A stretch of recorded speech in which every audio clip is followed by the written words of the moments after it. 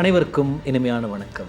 மற்றும் ஒரு ஸ்டார் தமிழின் ஃபேஸ் டு ஃபேஸ் நிகழ்ச்சியில் உங்கள் அனைவரையும் சந்திப்பதில் மகிழ்ச்சியாக இருக்கின்றது. இந்த ஃபேஸ் டு ஃபேஸ் நிகழ்ச்சியில் ஒவ்வொரு கிழமையும் உங்களை நாங்கள் சந்தித்து வருகின்றோம். அதே நேரத்தில் ஒவ்வொரு கிழமையும் ஒவ்வொரு தரப்பினருடன் ஒவ்வொரு துறையிலும் சிறந்து அல்லது முக்கியமான அந்த காலகட்டத்துக்கு தேவையானவர்களோடு நாங்கள் பேசிக்கொண்டிருக்கின்றோம். அதே போன்று இன்றைய தினமும் ஸ்டார் தமிழின் ஃபேஸ் டு ஃபேஸ் நிகழ்ச்சிக்கு நாங்கள் ஒருவரை அழைத்திருக்கின்றோம்.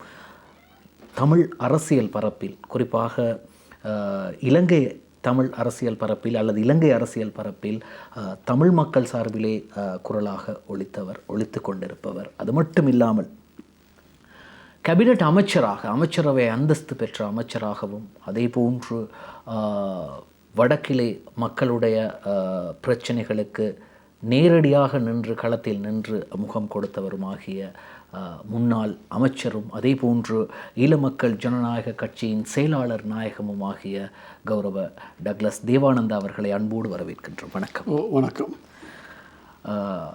பல தடவைகள் உங்களை இந்த நிகழ்ச்சிக்கு அழைப்பதற்காக பல முயற்சிகளை நான் மேற்கொண்டேன். இறுதியாக இன்றைய தினம் அந்த முயற்சி வெற்றி அளித்திருக்கிறது. ஆனால் 13 தடவைகள் ஒவ்வொரு தாக்குதல் சம்பவங்களிலும் நீங்கள் உயிர் பிழைத்திருக்கின்றீர்கள். அப்படி ஒரு உயிர் பிழைத்தவரோடு நான் பேசும்போது எனக்கும் ஆயுசு கூடும் என்பது போல் எனக்கு தோன்றுகின்றது. உண்மையில் அன்போடு வரவேற்று இந்த 13 தடவைகளை கொஞ்சம் ஞாபகப்படுத்தி பார்க்கலாம். அதாவது முதல்ல இந்த ஸ்டார் தமிழ் நிகழ்ச்சிக்கு அழைத்ததற்கு இந்த ஸ்டார் தமிழ் நிகழ்ச்சியினுடைய ஃபேஸ் டு ஃபேஸ் முகத்துக்கு முகமில்ல நேருக்கு நேர் பிரேம் அவர்களுக்கு என்னுடைய நன்றியை தெரிவித்து கொண்டு, பொதுவாக சில விடயங்களை நான் கதைப்பதில்லை என்றால் அது ஒரு பலருக்கு ஒரு மன வருத்தத்தை ஏற்படுத்தும் என்பதற்காக நான் கதைப்பதில்லை. அதாவது நான் ஒரு மாற்று கொள்கை, மாற்று வேலை திட்டத்தோடு செயல்பட முற்பட்டபடியினால் அதை விரும்பாதவர்கள் என்னை கொள்வதற்கு பல முயற்சிகள் எடுத்தார்கள். அதாவது நான் அடிக்கடி சொல்வது, 1978ஆம் ஆண்டு பாலஸ்தீன விடுதலை இயக்கத்துக்கு பயிற்சிக்கு போனான். பாலஸ்தீன விடுதலை இயக்கத்துக்கு 78ஆம் ஆண்டு. அப்போ அங்கே பல தரப்புகளை, பல போராட்ட அமைப்புகளை எல்லாம் சந்திக்கக்கூடிய வாய்ப்புகள் இருந்தது. அந்த அனுபவங்கள், அதே நேரத்தில் அந்த பாலஸ்தீன விடுதலை இயக்க போராட்ட அந்த போக்கு அது வெற்றியை நோக்கி போகாது என்பது அன்றைக்கு என்னுடைய மனதில் போகிற போக்கு பதிஞ்சிட்டது அன்றே. அப்போ எங்களுடைய போராட்டத்தை மாற்றி அமைக்க வேணும் என்ற ஒரு நோக்கத்தோடு திருப்பி நான் இலங்கைக்கு வந்தேன். என்னால் உடனே முடிய இல்லை.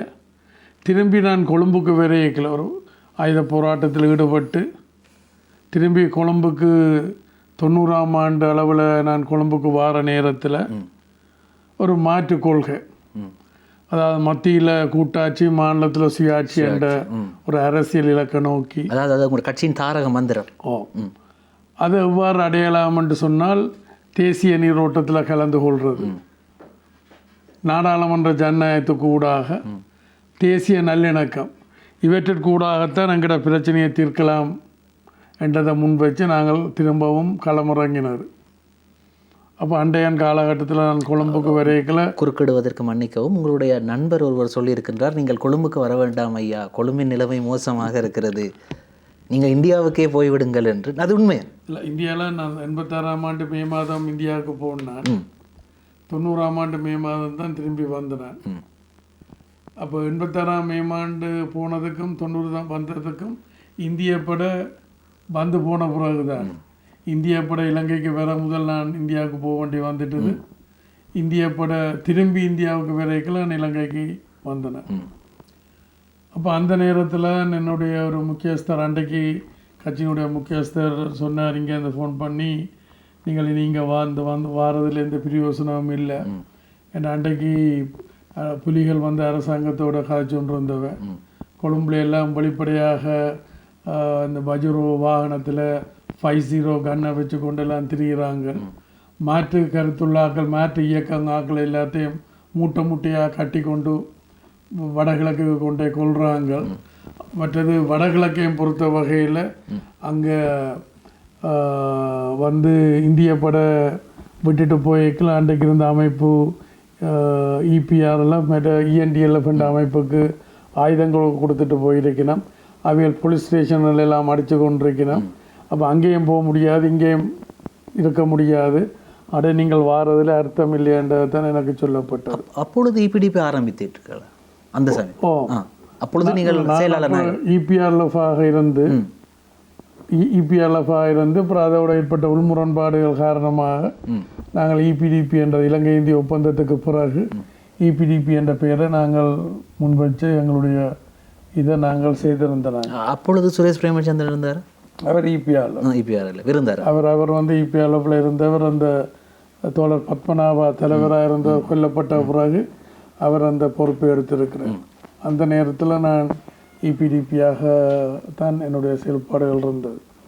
அப்போ என்னுடைய இந்த மாற்று கொள்கை, மாற்று வேலை திட்டம் மக்கள் மத்தியில் ஒரு புதிய ஒரு பார்வையை, புதிய ஒரு பாதையை, புதிய ஒரு வரவேற்பை பிறகுல அன்றைக்கு இருந்த இயக்கம் அதை விரும்பி இருக்கையில் அவள் சொல்லிச்சுன்னா இந்த முறைக்கு ஊடாக செயல்படுத்த முடியாது, இது வந்து துரோகத்தனம், ஆனபடினால் அதை கையை விட வேணும், எல்லாம் துரோகிகளாக கருதப்பட்டு கொல்லப்பட்டு வேணும் என்று சொல்லிச்சுன்னா செய்திச்சுன்னா நான் அதை பற்றி போட்டு மத்தியில் ஒற்றையாட்சி, மத்தியில் கூட்டாட்சி, மாநிலத்தில் சுயாட்சி, மற்றது தேசிய நீரோட்டத்தில் கலந்து கொள்வது, நாடாளுமன்ற ஜனநாயகத்துக்கு ஊடாக தேசிய நல்லிணக்கத்தையும் சேர்த்து கொண்டு போனால் தான் நாங்கள் எங்களோட மக்களுடைய பிரச்சனையை தீர்க்கலாமன்.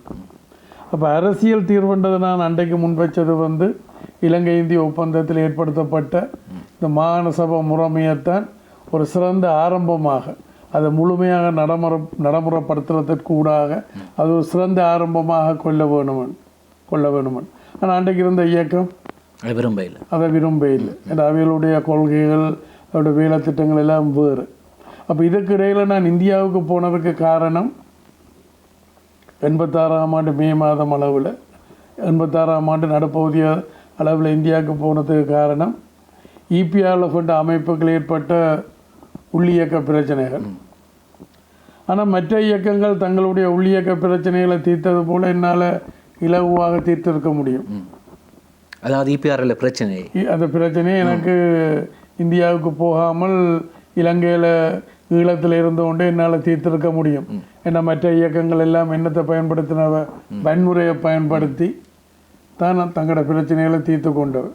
நீங்கள் ஒருவர் மாத்திரம். ஆனால் நான் அப்படி அதை விரும்ப இல்லை. விளங்குதுதான். அதாவது ஒரு ஜனநாயக மத்தியஸ்தம் என்ற ஒரு கோட்பாட்டை முன்வச்சு நான் அடிப்படையிலே ஒரு மனிதநேயவாதி. அதே நேரத்தில் என்னுடைய என்னுடைய தகப்பனார், மாமனார், என்னுடைய குடும்பம் வந்து ஒரு இடதுசாரி பாரம்பரியத்தை சேர்ந்தது. அப்போ என்னுடைய நான் வலது வரைக்கும் ஒரு மனிதநேயவாதியாக சிறு வயதிலேருந்து ஒரு மனிதநேயத்தை நேசிக்கிற மனிதநேயவாதியாகவும், அதே நேரத்தில் என்னுடைய குடும்பம் வந்து ஒரு இடதுசாரி பாரம்பரியத்துக்குள்ளால் வந்தபடியினால் அதுகளெல்லாம் என்னோட கலந்து தான் இருக்கும். அப்போ நான் இந்தியாவுக்கு போனதுக்கு காரணம் ஒன்று இபிஆர்எஃப்கள் இருக்கக்கூடிய பிரச்சனைகளை பேச்சுவார்த்தைக்கு ஊடாக தீர்க்கிறாரு. இந்தியா மூலமாக இந்தியாவுக்கு போனது காரணம் தலைமையெல்லாம் அங்கான இருந்த சுரேஷ் பிரேமச்சந்திரனை கேட்டீங்க எல்லாம் அங்கே இபிஆர்எஃப் இலங்கையிலே கொலை அச்சுறுத்தலுக்கு பயந்து அங்கே இருந்தவங்க வர இபிஆர்எஃப்ல இருக்கக்கூடிய தலைமைத்துவத்தில் பெரும்பகுதி அங்கே தான் இருந்தது. அப்போ அது ஒரு காரணம் நான் இந்தியாவுக்கு போகிறதுக்கு அவளோட கதைச்சு. நான் இலங்கையிலேருந்தே தீர்த்திருக்கலாம். மற்ற இயக்கங்கள் தங்களோட உள்ளியக்க பிரச்சனைகளை என்ன பாணியில் தீர்த்திச்சினமோ அந்த பாணியில் நான் தீர்த்திருக்கலாம். அப்படி கதைக்கிறதே நான் ஒரு வெக்கமாக கருதுகிற ஒரு ஆள். அப்படின்னா நான் அங்கே போய் கதைச்சு தீர்க்கிறதுக்கு போனேன் உண்டு. ரெண்டாவது காரணம் நான் போனதுக்கு காரணம் அங்கே இருக்கக்கூடிய இயக்கங்களுடைய தலைவர்கள், பிரதிநிதிகள், பிரபாகரன் உள்ளடங்களாக பிரபாகரனும் அங்கே இருந்தபடினா பிரபாகரனோடையும் ஒரு பேச்சுவார்த்தை நடத்துதான் நோக்கம். அதே போல் சக இயக்கங்களும் வந்து பிரதிநிதித்துவங்கள் அங்கான் இருந்தது. அப்போ அவைகளோட எல்லாரோடையும் காய்ச்சி பிரபாகரன் உள்ளடங்களாக எல்லோருடையும் கலந்துரையாடி ஒரு பொது வேலை திட்டத்துக்கு வாரத்துக்கு தான் போயிருந்தன. ஆனால் துரவசமாக என்னால் வர முடியல. திருப்பி 90ஆம் ஆண்டு இந்திய படை இலங்கையிலேருந்து வெளியேறுற நேரத்தில் நான் இங்கே வந்து சேர்றேன். அப்போ இந்த மாற்று கொள்கை, மாற்று வேலை திட்டம், மத்தியில் கூட்டாட்சி, மாநிலத்தில் சுயாட்சி, தேசிய நீரோட்டத்தில் கலந்து கொள்வது, நாடாளுமன்ற ஜனநாயகம் மற்றும் தேசிய நல்லிணக்கம். அப்போ இதை அன்றைக்கு இருந்த புலிகள் இயக்கம் அதை விரும்ப இல்லை. அப்போ அவியல் என்மையில் ஒரு 3 விதமான அணுகுமுறையில் கடைப்பிடிச்சினோம். ஒன்று தங்களோட சேர்த்து கொண்டு போகிற, தங்களோட சேர்ந்து வேலை செய்ய சொல்லி, நான் இப்போ சூளமேடு பிரச்சனையில் இந்திய சிறையில் இருக்கையில் சொர்ணமண்டு ஒரு ஆளை பிரபாகரன் அனுப்பியிருந்தேன் என்னோட காட்சி தங்களோட சேர்க்கிறதுக்கு. 2 வந்து என்ன பார்த்த சூளமேட்டு பிரச்சனையில் நான் இந்திய தமிழ்நாட்டு சிறையில் இருக்கையில் 2 வந்தவன் சொர்ணமண்டவன் வந்து பிரபாகரன் கேட்டதான் தங்களோட சேர்ந்து வேலை செய்ய சொல்லி. அப்போ நான் சொன்னேன், அதுக்கு முதல் பிரபாகரன்ட்ட சொல்லுங்க, முதல்ல இந்த சகோதர படுகொலையில் நிறுத்த சொல்லி, அதுக்கப்புறம் நாங்கள் அதை பற்றி யோசிக்கலாம். அப்போ என்ன தங்களோட சேர்த்து கொள்றதுக்கான ஒரு முயற்சி. இப்போ கிட்டடியில் கூட தமிழ் காங்கிரஸ் கட்சியை சேர்ந்த கஜேந்திரன் செல்வராசா கூட ஒரு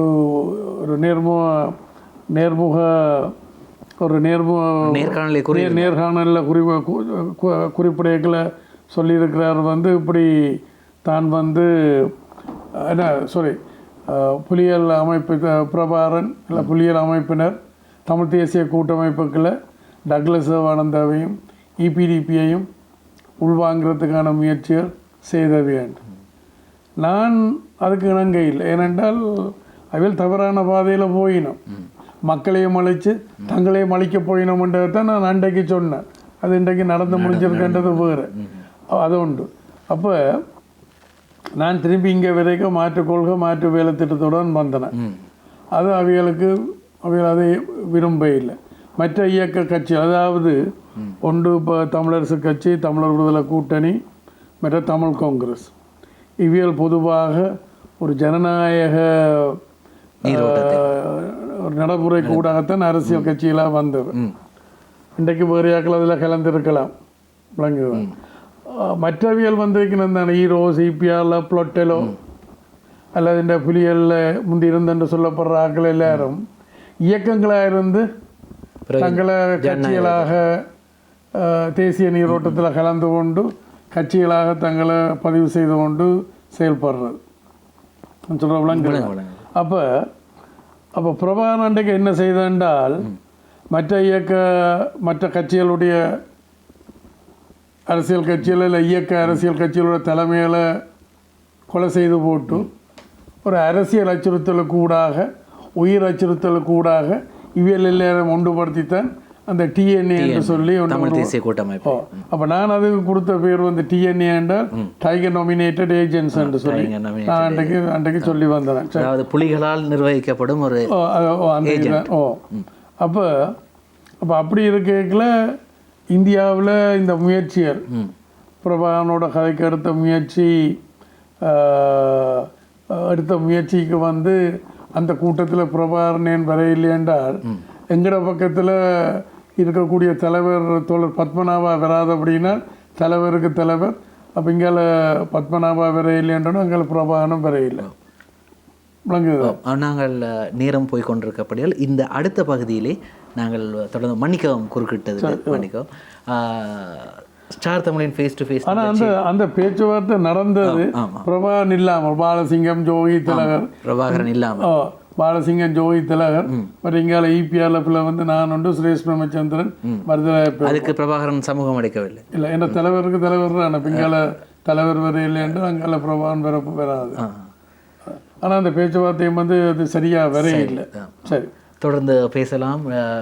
பேசிக்கொண்டே இருக்கலாம். இன்று மட்டுமல்ல, இன்னும் எத்தனையோ நாளைக்கு பேசுவதற்கான விடயங்கள் முன்னாள் அமைச்சரும் அதே போன்று ஈழமக்கள் ஜனநாயக கட்சியின் செயலாளர் நாயகமும் ஆகிய டக்ளஸ் தேவானந்தா அவர்களோடு பேசிக்கொண்டிருக்கின்றோம். தொடர்ந்து பேசலாம். ஸ்டார் தமிழின் ஃபேஸ் டு ஃபேஸ் நிகழ்ச்சியில் ஒரு சிறு விளம்பர இடைவேளை.